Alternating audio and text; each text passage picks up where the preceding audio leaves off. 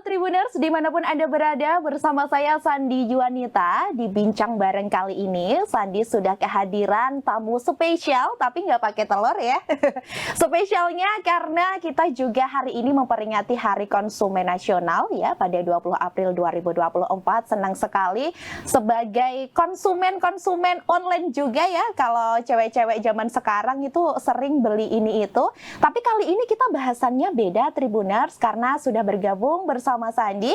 Hari ini ada Ari Fatanan SHMH selaku Ketua Umum Pakta Konsumen Nasional. Hai Mas Ari, apa kabar? Ya, apa kabar, San? Iya, alhamdulillah baik. Ini terlihatan sumringah sekali ya, karena juga Hari Konsumen Nasional gitu ya Mas Ari ya. Betul, ini mungkin karena bertepatan dengan Hari Konsumen Nasional, jadi saya merasa agak bersemangat sekali. Oh iya, kirain sumringahnya juga karena ketemu saya ini. Enggak ya. Jadi Tribuners perlu kita ketahui ya, Mas Ari juga, kalau Mas Ari mah udah tahu karena ketuanya. Jadi memang Pakta Konsumen ini adalah sebuah organisasi ya Mas ya, pergerakan yang diinisiasi di Yogyakarta sejak 2012, betul? Betul. Iya, dan hingga kini terus aktif melakukan advokasi, kemudian sosialisasi dan juga edukasi terkait konsumen, khususnya konsumen tembakau, pertembakauan ya. Ya, betul. Oke, jadi di sini kan berarti Mas Ari itu sudah terbiasa berkecimpung di dunia perhukuman ya? Atau gimana Mas Ari? Ya. Karena mungkin dari kebetulan ini saya bercerita sedikit dulu. 2012 kita mulai untuk berjuang berkaitan dengan bagaimana memperjuangkan hak-hak konsumen itu, terutama pada konsumen olahan tembakau. Kebetulan saya sendiri itu kan di periode ketiga. Oke, yang sudah sekarang periode ketiga. Ya, sudah periode ketiga. Bagaimana berjuang untuk kita bisa berpartisipasi, terutama mengadvokasi hak-hak yang dimiliki konsumen sebenarnya dalam hal ini itu konsumen olahan tembakau. Oke, berarti Mas Ari itu suka membela ya, pastinya. Oke, nah ini kan juga berbicara tentang ekosistem pertembakauan ya Mas Ari. Kalau ngomongin soal konsumen tembakau gitu kan, ini juga apa ya? Kita bicaranya pasti, misalnya di Solo pun tuh juga masih rasa keadilannya tuh terasa kurang gitu ya. Beberapa warganet juga menyampaikan terkait keluhannya terkait hal tersebut gitu. Nah, seperti apa sih sepertinya untuk konsumen yang merupakan elemen paling hilir ataupun akhir dari mata rantai ekosistem ini gitu yang saat ini sudah berjalan? Oke, kita mulai dulu dari data. Kita itu mengkolaborasikan data hari ini, kita ketahui ada 69,1 juta perokok. Artinya kalau menikmati dalam segi rokok saja ya, produk itu kan sudah sekian juta orang. Betul. Itu mengkonsumsi atau menjadi konsumen di situ. Di mana dari 69,1 juta ini ternyata kita melihat, kita melakukan survei, kita melakukan dialog, itu ternyata hak-hak partisipatifnya itu terutama di bidang regulasi itu tidak pernah terrealisasi oleh pemerintah, belum didengarkanlah partisipasinya. Jadi kita berangkat dari itu, kita mulai mengadvokasi seperti tadi sudah disebut tahun 2012, kita mulai mengadvokasi melalui peraturan daerah yang hari ini sering dengar peraturan daerah kawasan tanpa rokok. Nah, kita mulai mengadvokasi dan mengedukasi terutama konsumen itu berkaitan dengan rokok. Kontribusi perokok hari ini perlu diketahui, 69,1 juta perokok itu berkontribusi 10% APBN yang sekarang diterima oleh negara. Betul, dan itu ada datanya ya. Ada datanya, itu valid. Jadi berdasarkan data hari ini yang diterima oleh negara itu atas cukai itu 233 triliun dan setiap tahunnya itu digenjot selalu naik. Nah, tapi perspektif kita pernah dialog dengan beberapa konsumen kelas bawah ini yang mengkonsumsi rokok-rokok mungkin yang harga-harga yang agak minimalis lah, pernah ke bawah. Itu mereka rata-rata tidak tahu kalau kenaikan harga rokok seperti kalau harga ya itu ada hubungannya dengan cukai. Taunya itu pabrik itu selalu menaikkan itu untuk keuntungan pribadi. Betul. Taunya perusahaan ini kok tiba-tiba naik terus, seperti itu ya Mas ya. Oh, dari 11.000 jadi 15.000, jadi 17.000. Langsung mengeluh lah tuh ya konsumen-konsumen. Ini ternyata itu dipengaruhi karena digenjot terus oleh pemerintah itu kaitan dengan cukai. Jadi setiap tahun itu cukai selalu naik terus. Nah, dan itu menjadi anggaran segar bagi pemerintah. Itu cukainya itu bisa dinikmati. Itu tidak kurang dan tidak lebih itu antara 10% APBN yang hari ini. Jadi perokok itu punya kontribusi besar terhadap pembangunan yang ada di Indonesia. Dan itu legal ya, legal. Mas ya? Oke, nah kalau ngomongin soal kelegalan sendiri Mas, kan ini juga masyarakat kan mungkin minoritas juga belum tahu ya Mas terkait kelegalan tersebut gitu. Nah kalau dari Pakta Konsumen sendiri nih untuk bisa mengedukasi masyarakat tuh sebenarnya untuk mungkin tadi dari para perokok ataupun dari konsumen pertembakauan sendiri itu melek akan adanya legal tersebut gitu loh Mas. Maksudnya tidak worry untuk kedepannya nih saya akan maksudnya perusahaan-perusahaan juga tidak disalahkan seperti itu atas kenaikan dan lain sebagainya. Itu dari sendiri gimana Mas perannya sejauh ini? Oke, terima kasih San. Jadi mulai dari 2012 itu sampai hari ini itu kan kita selalu melakukan baik bentuknya edukasi, baik sosialisasi, baik kalau pergerakan itu kita buat yang namanya demo. Itu kalau mungkin ya sudah kita merasa batasannya itu kita melakukan pola-pola advokasi yang legal atau formal itu sudah kita kadang-kadang melakukan hal-hal yang sifatnya agak keras sedikit, karena itu hal-hal yang kita lakukan untuk menyuarakan bagaimana hak-hak konsumen itu dan terutama itu pada sisi kalau perokok itu fasilitas diregulasi itu semuanya bisa diberikan secara baik. Seperti contohnya saja regulasi yang hari ini mulai mau muncul di RPP turunan dari Undang-Undang 17 tahun 2023. Bagaimana itu kita mendapat informasi berkaitan dengan dokumen. Kita mau memberikan masukan bagaimana dokumennya saja kita nggak bisa ngakses. Betul, dia masih dalam proses ya Mas ya. Itu di daerah-daerah itu kita pernah ngadvokasi minimal di Jawa itu tentang perda KTR, ternyata hampir 70-80% itu aturannya itu sifatnya eksesif. Jadi lebih yang harusnya diatur di dalamnya itu mengatur lebih dari yang seharusnya diatur. Jadi concernnya beda gitu. Concernnya lain. Terus kedua, implementatif perda yang hari ini itu timbul itu kita melihat itu hanya sifatnya untuk menggugurkan wajib saja, tapi apakah itu implementatif atau tidak itu yang masih misteri ya? Masih misteri. Karena katakanlah satu contoh saja ini, Kak San ini kaitannya dengan kawasan tanpa rokok. Nah itu Mas, gimana tuh? Ini menurut saya dari judul ini anomali ini. Kawasan tanpa rokok, kalau bicara tentang kawasan tanpa rokok, rokok itu kan produknya.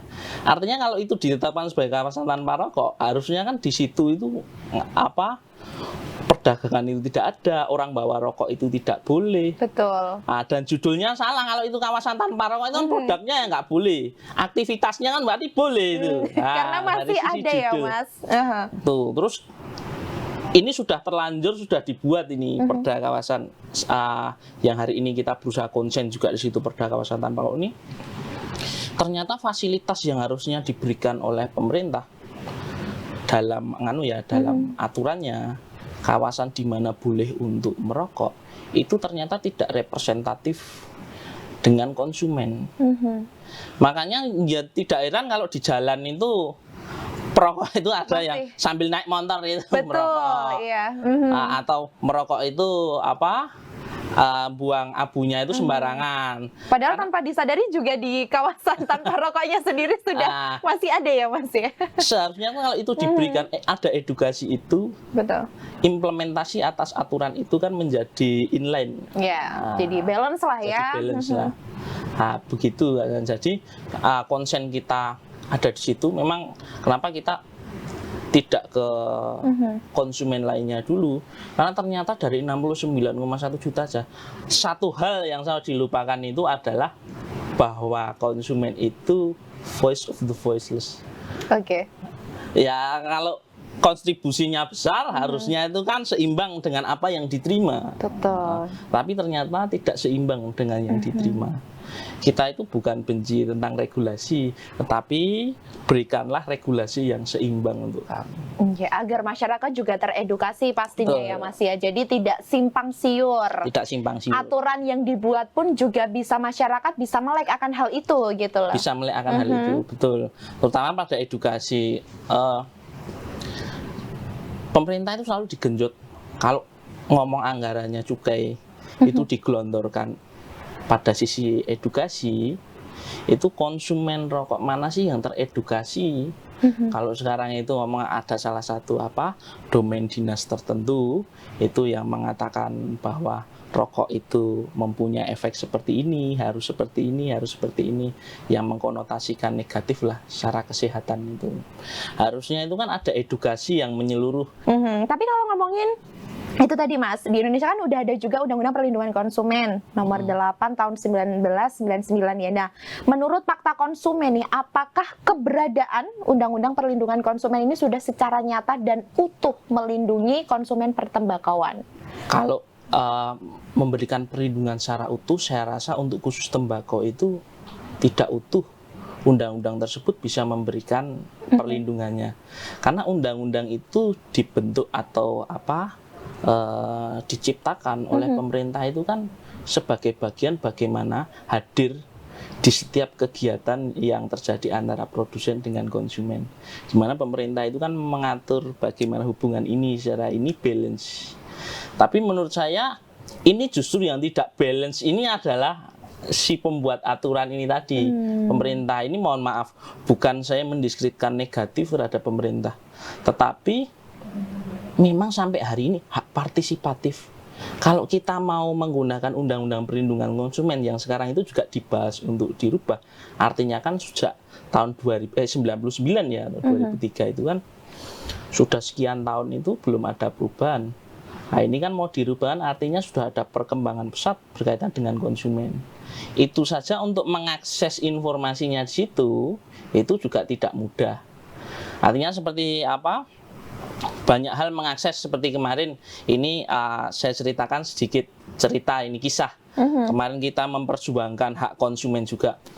Bagaimana tembakau itu disejajarkan dengan narkotika. Oke. Nah, coba kalau kita tidak melek terhadap hal itu, konsumen mana sih yang akan tahu kalau ada klausul seperti itu di dalam peraturan undang-undang?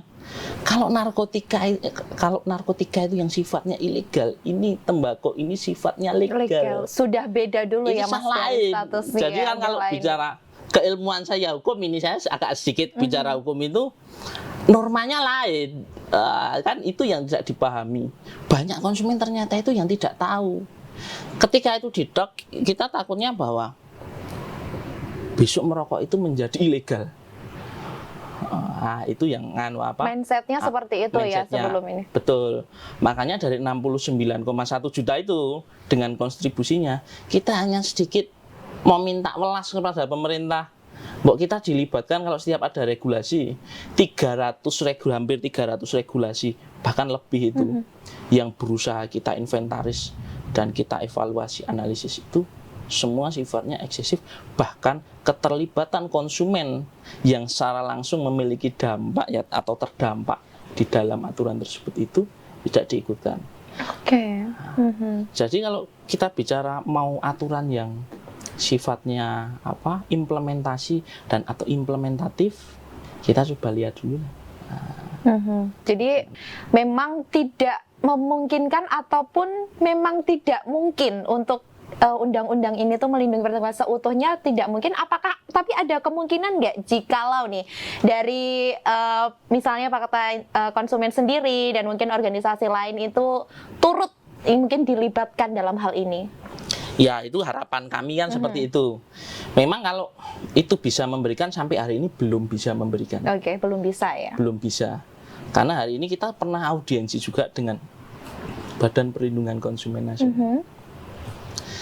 Kayaknya agak sedikit ketika membahas tembakau ini, saya mohon maaf sekali membahas tembakau, membahas rokok itu sepertinya banyak orang atau tokoh itu alergi. Oh iya, mungkin ada beberapa masyarakat ataupun tokoh yang mungkin membatasi ya Mas? Membatasi berkaitan dengan itu. Nah, makanya kita berusaha audiensi itu yang sifatnya formal. Selalu kita lakukan hal-hal upaya-upaya yang sifatnya formal. Mungkin kalau mentok sudah kita merasa ini segala macam cara itu kayak kemarin bagaimana mensejajarkan narkotika dan tembakau itu hampir kepepet nganu itu mentok gitu. Kita mau melakukan aksi di wilayah tertentu, tapi kita mencoba introspeksi dulu bagaimana merefleksikan hal tersebut. Tapi ternyata alhamdulillah pemerintah memberikan sebuah jalan kepada konsumen itu membedakan masalah tembakau dengan narkotika. Oke, jadi mungkin harapannya ke depan pastinya ya Mas lebih dilibatkannya, mungkin harapannya biar pemerintah juga lebih terbuka ya, lebih terbuka terhadap ya penggerak organisasi lainnya ya Mas ya, untuk lebih aware mungkin ya, biar balance ya Mas ya. Betul. Antara konsumen, antara aturan dan lain sebagainya, termasuk dalam regulasi yang mungkin saat ini masih berlangsung, dan Ya, harapannya betul. pasti ya sama-sama baiknya ya Mas ya. Sama-sama baiknya, betul. Wih, tapi mungkin untuk kedepannya juga nih Mas, nah memperingati Hari Konsumen Nasional ini kan juga kalau sebagai momentum ya, di mana masyarakat pastinya ini sebenarnya aku sebagai konsumen khususnya pertembakauan ini, sebenarnya kalau kita sebagai konsumen sendiri Mas, apa sih Mas langkah apa ataupun upaya apa yang kita bisa membantu, mungkin ibaratnya masyarakat juga aware juga dalam bidang ini gitu, apa Mas misalnya dari segi hal-hal ya simple lah yang bisa dilakukan gitu? Ya, dari beberapa kegiatan itu kita sebenarnya ada satu hal itu yang menjadikan kita selalu bersemangat. Itu bagaimana memulai edukasi atau sosialisasi itu bukan dengan forum yang besar, tapi mulai dengan orang paling dekat. Oke, jadi dekat dengan masyarakat langsung. Ya, dekat dengan masyarakat. Misalkan seperti ini. Kita melihat ada teman ini, kawan dalam kelompok meskipun bukan di Pakta Konsumen, tapi melihat di lingkungan tersebut merokok tidak semestinya, membuang puntung rokok sembarangan. Kita berusaha langsung mengedukasi. Kalau seperti itu dilakukan, itu juga nggak pas, nggak pantas. Meskipun nanti juga disapu, tapi kita budayakan bahwa diri kita itu juga bijak dalam mengkonsumsi produk. Satu. Terus kedua, dan tadi saya sering menyinggung ini orang naik motor merokok itu, waduh, karena saya pernah merasakan itu. Protes sendiri kayaknya. Dibuang di belakang, kena mulut saya, waduh, saya jadi agak sedikit marah dong, tapi akhirnya saya berhentikan. Ternyata ketika ngobrol tidak dengan marah ya. Iya, mengedukasi tadi ya Mas ya. Kalau dalam bahasa nyun pangapunten, mohon maaf. Mohon maaf. Ini gitu. ada puntung rokoknya itu mengenai saya, Pak. Ini kalau nganu seperti itu menimbulkan rasa tidak nyaman. Jadi kalau besok lagi bisa dengan ternyata kalau ngobrolnya atau sosialisasi dengan halus, orang yang kayaknya agak bisa marah pun itu bisa menjadi ikut, oh ya, mohon maaf ini saya sudah membuang puntung rokok. Harapannya kan dari situ kita bisa mengedukasi juga. Hal-hal kecil itu yang sebenarnya kita mulai termasuk aware terhadap edukasi regulasi. Karena sedikit orang loh yang paham atau tahu lah, minimal dengar kawasan tanpa rokok itu. Kadang-kadang orang merokok itu bukan tidak tidak mau ngerokok sih, tapi tidak tahu di mana sih petunjuk kawasan tanpa rokok itu ada. Masih abu-abu ya Mas. Kan perlu petunjuk itu. Iya. Kalau mau kalau mau jalan ke wilayah tempat merokok itu, kalau di sini tiba-tiba saya merokok itu kan ini ada tempatnya. Separuhnya kawasan merokok, separuhnya kawasan tanpa merokok, campur jadi satu ya, misalnya ya Mas ya, sebagai gitu. contoh. Jadi mungkin biar lebih sama-sama ini ya Mas ya, nyaman juga karena kan fasilitas umum. Betul. Seperti itu. Betul. Jadi edukasi yang seperti itu kita mulai dari hal-hal kecil dulu. Oke. Kalau kegiatan rutin itu memang kita ada setiap bulan itu kita selalu melakukan diskusi dengan berbagai elemen kelompok, tidak hanya pertembakauan, tetapi kelompok-kelompok lainnya juga yang dia beliau-beliau itu juga mengkonsumsi olahan tembakau. Meskipun semamanya kelompok motor, klub motor itu tidak melulu yang disebut motor, tapi ternyata ada ketika kita melakukan diskusi atau FGD di Jakarta itu, ternyata mau memulai itu dari kelompok-kelompok yang saya sendiri kadang-kadang bilang, oh ternyata kelompok-kelompok ini juga memikirkan kaitannya dengan itu. Ternyata aware akan hal itu gitu ya Mas ya. Cuman yang pengetahuan atau informasi yang belum mereka dapat itu, ternyata ada ya regulasinya tentang ini.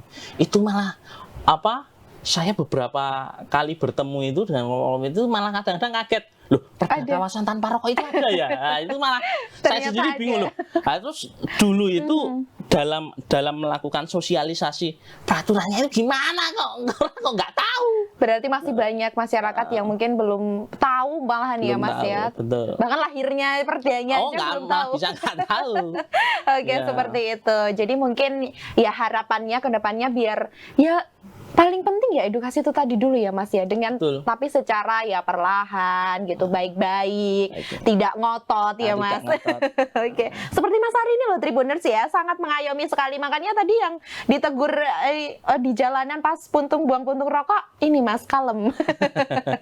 Jadi seperti itu. Nah, terus Mas, ini kalau ngomongin soal regulasi pertembakauan apalagi sih yang mungkin dalam hal ini gitu ya yang dibuat pemerintah nih yang mungkin menurut Mas Ari atau dari Fakta Konsumen sendiri ini masih belum melibatkan konsumen pertembakauan yang jumlahnya kan tidak sedikit yang disebut 9 sekian tadi.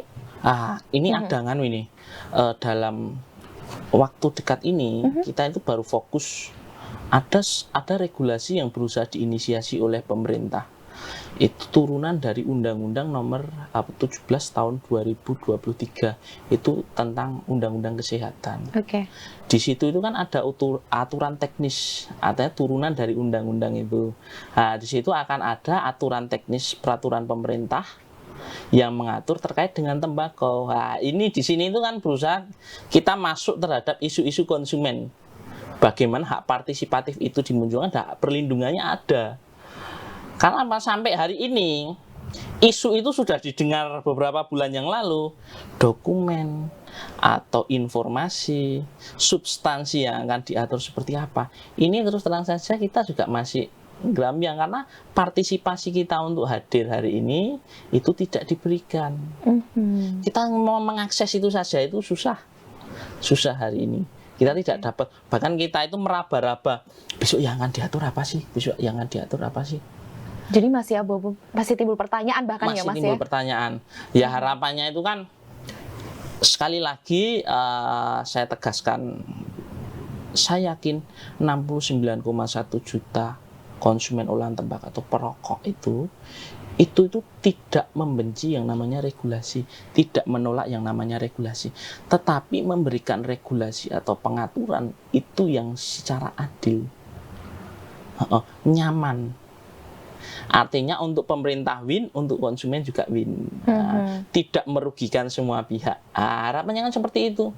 Apa salahnya itu berdiskusi? Ini kan kalau kita sedang berdiskusi, mendiskusikan beberapa hal atau substansi-substansi yang berkaitan dengan isu-isu tembakau itu. Mungkin yang akan ada diatur di RPP Kesehatan itu tadi. Itu kan kalau berdiskusi, kita juga nggak akan terus waktu diskusi itu gebrak meja atau ngelempar meja, kan nggak kayak seperti itu. Jangan Mas nanti viral ya. Cuman kalau memang ada pasal yang kira-kira itu mendiskreditkan kedudukan konsumen, karena kan hari ini kita itu masih melihatnya khusus konsumen olahan tembakau, kita ini masih dijadikan objek atas apa? Objek atas cukai pendapatan negara dari cukai. Tapi kalau ngomong partisipasi itu yang seperti apa? Karena kalau ngomong cukai itu pembayarannya itu nggak seperti pajak anonimus, nggak jelas gitu.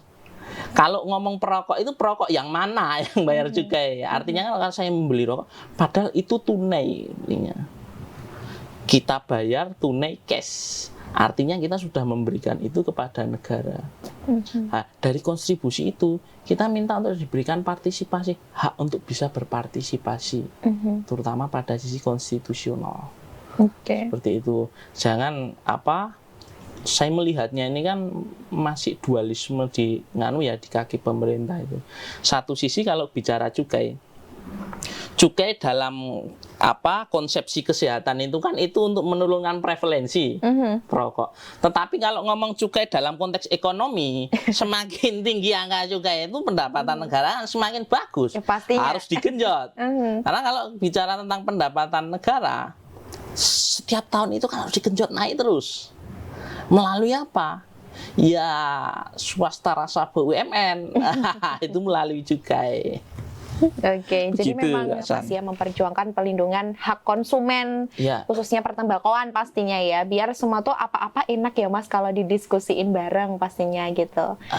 Tapi cita-citanya dari Pakta Konsumen sendiri nih Mas untuk kedepannya ya, ini kan juga di tengah regulasi yang masih terus berjalan ini apa Mas kira-kira? Iya, cita-cita kita itu sebenarnya bagaimana hak partisipatif dan perlindungan itu bisa penuh diberikan kepada konsumen. Terutama hari ini pada konsumen olahan tembakau, rokok itu. Ya, seperti simpel, tetapi itu kalau diketahui bagaimana makna partisipasi itu bagi konsumen, mungkin banyak 69,1 juta itu adalah regulasi, yang penting aku bisa ngerokok. Tetapi kalau regulasi ini sampai menyentuh hal-hal yang sifatnya itu malah bisa mendeskripsikan kedudukan, kita bicara kedudukan konsumen olahan tembakau ini, konsumen rokok itu di hadapan negara. Kalau sampai dideskripsikan, ini artinya tidak naik tingkatnya yang harusnya itu subjek penuh, tetapi tetap menjadi objek, hanya menjadi objek cukai saja. Harapan kita di pada hari konsumen ini juga, ini supaya hak partisipasi dan hak perlindungannya bisa diberikan penuh oleh pemerintah. Gitu. Itu cita-cita utamanya ya Mas ya. Dan memperingati Hari Konsumen Nasional ini Mas ya pada tanggal 20 April hari ini nih. Kira-kira untuk Tribuners di luar sana, khususnya konsumen pertembakauan ya Mas, dalam hal ini kita ngobrolin soal itu, apa Mas mungkin pesannya untuk Tribuners di luar sana gitu? Apa nih? Terima kasih. Tetap selalu jaga kesehatan.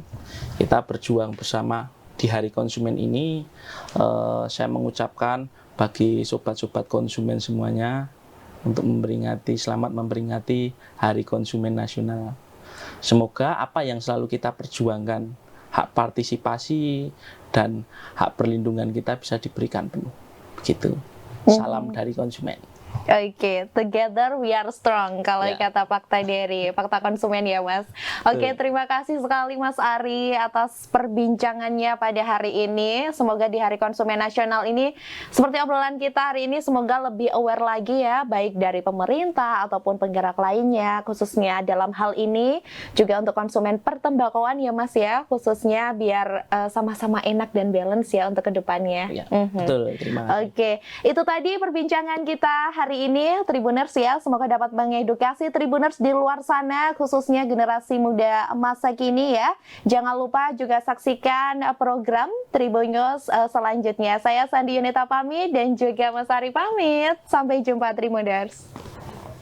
Download Tribun X sekarang, menghadirkan lokal menjadi Indonesia.